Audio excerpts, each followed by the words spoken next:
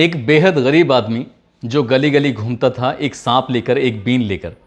जब वो बीन बजाता था तो उसके सांप को देखने के लिए और उसकी बीन को सुनने के लिए लोग आते थे। तो कोई उसे पैसे देता था, कोई आटा देता था, तो कोई उसे खाना दिया करता था और इसी हिसाब से उसकी ज़िंदगी चल रही थी। लेकिन एक दिन उस सपेरे को एक बेहद खूबसूरत लड़की मिल जाती है और वो बेहद खूबसूरत लड़की उससे दोस्ती कर लेती है। दोस्ती करने के बाद वो उसे काम बताती है, कहती है कि तुम मेरे लिए काम करोगे। तो जो काम बताया था उस काम को सुनने के बाद सपेरे के भी पसीने छूट जाते हैं, वो भी डर जाता है, सोचने पर मजबूर हो जाता है कि ये लड़की क्या बात कर रही है। तभी उस लड़की ने उस सपेरे से नज़दीकियाँ बढ़ाई, उससे अपने घर पे बुलाया, एक बार नहीं कई बार, बार बार उसके साथ शारीरिक संबंध बनाए। जो सपेरा बड़े बड़े जहरीले सांपों को अपने कब्जे में क्या करता था, उन्हें बश में क्या करता था, उस सामान्य लड़की ने इस सपेरे को अपने बस में करने के बाद उससे एक काम निकलवाया, यानी कि एक कत्ल कराया। कत्ल जब हो जाता है उसका खुलासा भी होता है। जो खुलासा होता है तो इस खुलासे की गूंज पूरे प्रदेश में नहीं बल्कि जहाँ जहाँ तक अखबार पहुँचता है, जहाँ जहाँ तक सोशल मीडिया की पहुँच होती है, वहाँ वहाँ तक ये जानकारी पहुँचती है कि एक कत्ल किया गया है। एक व्यक्ति से छुटकारा पाने के लिए जो सहारा लिया गया है वो बहुत ही भयानक होता है और किसी भी इंसान के इस अच्छे या बुरे स्वभाव की इस तरीके से बिल्कुल उम्मीद की ही नहीं जा सकती। आज की कहानी वाकई इंसानियत पर कई तरह के सवाल खड़े करने वाली कहानी है। आदाब, नमस्कार, सत श्री अकाल। मैं उस्मान सैफ़ी। आज की जो सच्ची घटना मैं आपको सुनाने जा रहा हूँ, ये सच्ची घटना है उत्तराखंड प्रदेश का एक ज़िला है नैनीताल और उसी का एक शहर लगता है हल्द्वानी। बात कर रहा हूँ 15 जुलाई 2023 की सुबह लगभग 6-6:30 बजे के आसपास की। 6:30 बजे जब लोग अपने अपने घरों से निकल रहे थे, टहलने के लिए बाहर घूम रहे थे, तो काफ़ी देर तक एक जगह लगती है 3 पानी रेलवे क्रॉसिंग, वहाँ पे एक कार खड़ी हुई है। कार स्टार्ट है लेकिन वो अपनी जगह से हिल नहीं रही है। लोग आ रहे हैं, जा रहे हैं। एक व्यक्ति की उस कार पर कई बार नज़र पड़ती है। जब वो व्यक्ति उस कार को देखता है तो झांक कर भी देखने की कोशिश कर रहा था। कार के अंदर देखता है कि एक व्यक्ति औंधे मुंह पड़ा हुआ है और वो व्यक्ति ना हिल रहा है, ना डुल रहा है, ना वो सांस ले रहा था। तो उसे लगता है कि शायद कुछ ना कुछ हादसा हो चुका है। तभी आसपास के लोग होते हैं, उनको मौके पे बुलाया जाता है। जब लोग आते हैं वो भी देखते हैं कि उस व्यक्ति के अंदर किसी भी तरह की हलचल नहीं हो रही है। तभी पुलिस को सूचना दी जाती है। पुलिस मौके पर आती है और उस व्यक्ति को जब देखने की कोशिश की जाती है, उसकी नब्ज़ टटोलने की कोशिश की जाती है, सीधा ही उस व्यक्ति को लेके जाते हैं हॉस्पिटल में और हॉस्पिटल में ले जाने के बाद डॉक्टर उसको मृत घोषित कर देते हैं। अब इस व्यक्ति के बारे में पता निकालने की कोशिश की जाती है कि ये कौन है। दरअसल उस व्यक्ति का नाम होता है अंकित चौहान, जिसकी उम्र लगभग 32 साल के आसपास होती है, जो कि एक बड़ा बिजनेसमैन होता है। ये रामपुर रोड के रामबाग जगह है, वहाँ पर इसके होटल चल रहे थे। अच्छा अमीर व्यक्ति, वो अचानक से इससे ख़त्म हो गया है तो लोगों को लगा कि शायद रात में इसने शराब ज़्यादा पी ली होगी, गाड़ी में ये बैठा होगा तो नशे में होगा और नशे के दौरान ही वो सो गया होगा। साथ ही कार्बन मोनोऑक्साइड जो कि एसी से निकलने वाली गैस होती है, उसकी वजह से इसका दम घुटा और इसकी मौत हो गई। शुरुआत में ये मौत एक सामान्य मौत लग रही थी। इसके घर वालों को, परिवार वालों को सूचना दी जाती है कि अंकित चौहान अब इस दुनिया में नहीं रहे। लेकिन पुलिस की एक कार्रवाई होती है, फॉर्मेलिटीज़ होती है किसी भी लाश का पोस्टमार्टम कराने की। इसलिए पुलिस ने इसकी लाश को कब्जे में लेकर सीधा पोस्टमार्टम हाउस भेजा और पोस्टमार्टम हाउस भेजने के बाद ये पता निकालने की कोशिश की गई कि आखिरकार मौत की वजह क्या थी, क्या कार्बन मोनोऑक्साइड है या कुछ और है। अब पुलिस ने जैसे आदेश दिया था डॉक्टरों को, डॉक्टरों ने अब जांच पड़ताल करनी शुरू की है। उसका शरीर पर कहीं भी किसी तरह का कोई निशान नहीं था, तो डॉक्टर भी यही समझ रहे थे। लेकिन जब जांच पड़ताल करते करते जब डॉक्टर पैरों की तरफ देखते हैं तो पैरों की तरफ 2 छोटे छोटे निशान थे, बहुत बारीक से निशान। उसे देखने के बाद डॉक्टर ने सबसे पहले फ़ोन नैनीताल के एसएसपी पंकज भट्ट को फ़ोन किया और वो कहते हैं कि डॉक्टर साहब, एसएसपी साहब, ऐसा लग रहा है कि ये मौत सामान्य नहीं है बल्कि कुछ ना कुछ झोल है। झोल वाली बात ये थी, इसके पैर में सांप के काटने के निशान थे। उसी से पता चलता है कि इस पे जहर से इसकी मौत हुई है। अब पुलिस वाले जाते हैं उस कार में तलाश करने की कोशिश कर रहे थे कि कहीं इसकी कार के अंदर सांप तो नहीं घुस गया, जबकि कार बंद थी और बंद कार में सांप ऐसा जा नहीं सकता, या पहले से मौजूद होगा। तो ये तलाश करने की कोशिश की लेकिन यहाँ से कोई सफलता नहीं मिली।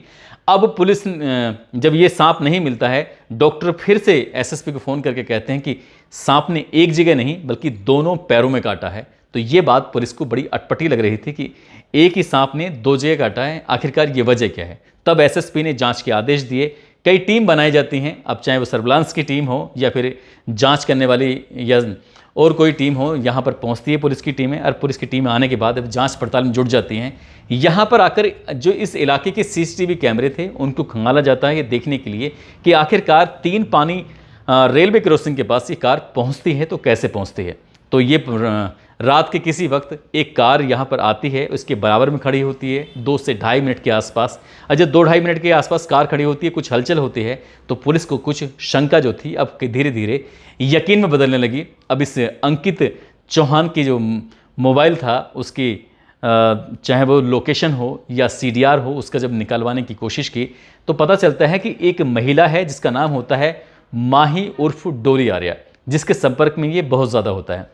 पुलिस इसके घर पहुंचती है माही उर्फ डोली आर्या के, और घर जाने के बाद जो कि गोरा पड़ाव इलाके में रहती थी, लेकिन वहाँ वो अपने घर पे मिलती नहीं है, तो पुलिस का कुछ थोड़ा सा शक जाता है। अब इस लड़के की जो बहन होती है ईशा चौहान, इस ईशा चौहान ने इसी लड़की पर शक के आधार पर एक मुकदमा दायर किया और पुलिस इस मुकदमे के पर जांच पड़ताल करना शुरू कर देती है। इस माही की जो कॉल डिटेल निकलवाई जाती है तो कॉल डिटेल से कुछ लोग इसके संपर्क में थे और एक नंबर था कुछ ऐसा जो पुलिस को बड़ा अजीब लग रहा था, और वो नंबर था रमेश नाथ का। रमेश नाथ कोई और नहीं बल्कि एक सपेरा होता है जो गली गली गांव गांव जाकर शहर शहर जाकर भीख मांगता था। उसके पास सांप भी होते थे, वो बीन बजाता था और कभी कभी सांप पकड़ा भी करता था। पुलिस को लगा कि अब ये महिला सपेरे के कांटेक्ट में है, उसकी मौत भी सांप के काटने की वजह से हुई है, कुछ ना कुछ झोल है। अब पुलिस ने इस सपेरे को जो पकड़ा तो सपेरे ने प्रथम दृष्टा इसकी स्वीकार कर लिया कि ये सामान्य मौत नहीं है बल्कि हत्या की गई है। अब पुलिस ने माही को जब ढूंढना शुरू किया है तो माही मिल नहीं रही थी, तो आखिरकार 23 जुलाई 2023 को माही भी पुलिस के हत्थे चढ़ जाती है, और जब पुलिस उसको पकड़ती है, उससे पूछताछ करती है, तो वो चौंकाने वाली बात सामने रखती है। दरअसल ये माही उर्फ डोली आर्या, जो कि लोशियारी एक जगह लगती है, लोशियाली, वो वहाँ की रहने वाली थी। बचपन में उसको एक लड़के से प्यार हो जाता है, मोहब्बत हो जाती है, लेकिन वो बचपन में जो मोहब्बत थी साल 2008 में इसको वो छोड़कर चला जाता है। उसने इस लड़के को, माही ने उसके पीछे जाती है, उससे बार बार बातचीत करने की कोशिश कर रही थी, लेकिन वो लड़का वापस इसकी ज़िंदगी में आया ही नहीं। तब इसका मन टूट जाता है, परेशान हो जाती है। भी कुछ ऐसी महिलाओं के संपर्क में आती है जो महिलाएं धंधा कराती थीं या गलत काम कराती थीं, गलत तरीके से पैसे कमाया करती थीं, और यही बात इस लड़की को, माही को ज़्यादा अच्छी लगती है। इसलिए उनके संपर्क में आने के बाद इसकी भी अलग अलग लोगों से दोस्ती गहरा जाती है, और ये लोशियारी का जो इलाका था, लोशियाली का, उसको छोड़ देती है। अब ये शहर में बड़े बड़े लोगों के संपर्क में आकर उनसे दोस्ती करती थी। दोस्ती करने के बाद जल्द से जल्द वो अमीर होना चाहती थी, बहुत सारे पैसे कमाना चाहती थी। और एक दिन इसकी एक लड़का होता है अंकित चौहान, उससे मुलाकात होती है, और मुलाकात की वजह थी कार को ख़रीदना। वो कार को ख़रीदना चाहती थी, और कार खरीदने के दौरान ही दोनों एक दूसरे के इतने नज़दीक आ जाते हैं कि प्यार हो जाता है। लेकिन अंकित चौहान ये नहीं जानता था कि इसको बचपन में भी प्यार हो चुका था, और एक और लड़का होता है हल्दू चोड़ का, जिसका नाम होता है दीप कांडपाल, ये उससे भी प्यार कर बैठती है। अब साथ ही 2 प्रेमी तो ऐसे होते हैं जिनको एक दूसरे के बारे में जानकारी थी, लेकिन और जो शहर के बड़े बड़े लोगों से, रसूखदार व्यक्ति से मिलना जुलना होता था, तो ये अंकित चौहान को बिल्कुल भी पसंद नहीं आता था। अंकित चौहान ने साफ साफ इनकार कर दिया कि अब तुम मेरे अलावा किसी से मुलाकात नहीं करोगी, चाहे वो दीप कांडपाल हो या शहर का कोई भी व्यक्ति हो। इसने पूरी तरह से माही पर बंदिशें लगानी शुरू कर दी कि अब तुम किसी के पास जाओगे नहीं, किसी से बातचीत नहीं करोगे। ये बात माही को पसंद नहीं आती थी। उसे नए नए लोगों से मिलना, नए नए लोगों के साथ संबंध बनाना, नए नए लोगों से दोस्ती करना, उनसे पैसे कमाना उससे अच्छा लगता था, लेकिन उसकी ज़िंदगी में कोई बंदिशें लगाए ये उसको बिल्कुल भी पसंद नहीं था। इसीलिए उसने लगभग 7-8 महीने पहले एक सपेरा होता है रमेश नाथ, उसके संपर्क में आती है, उससे दोस्ती करती है, और दोस्ती करती है वो सर्पदंश का दोष दूर करने के लिए। दोस्ती कुछ गहरी हो जाती है, उसके साथ शारीरिक संबंध बनाती है। हालांकि उसने 10,000 का ऑफर भी दिया था, लेकिन सपेरे ने किसी को मारने के लिए साफ इनकार कर दिया। लेकिन जब उसके साथ शारीरिक संबंध बनाती है तब कहीं जाकर वो सपेरा भी तैयार हो जाता है। उसका प्रेमी होता है दीप कांडपाल, वो भी तैयार हो जाता है। इस माही के घर में एक नौकर होता है और एक नौकरानी होते हैं, पति पत्नी, वो भी इसके दोनों संपर्क में आ जाते हैं। 8 जुलाई 2023 की रात को ये घर में एक पार्टी करते हैं, क्योंकि अंकित चौहान का जन्मदिन होता है, और उसी दिन तय कर लिया था कि जिस दिन इसका जन्म हुआ है इसी दिन इसकी ज़िंदगी का द एंड कर देंगे। लेकिन उस दिन उसको शराब पिलाई जाती है, बहुत सारे उसे जब खुश किया जाता है, डांस वांस करते रहते हैं। पहले से ही सपेरा अपने सांप को लेके मौजूद था। जब ये नशे में होता है तो सपेरा सांप से कटवाने की बार बार कोशिश कर रहा था, लेकिन सांप ने उस दिन उसको काटा ही नहीं। अब सपेरा वापस लौट जाता है, इनके प्लान फेल हो जाता है।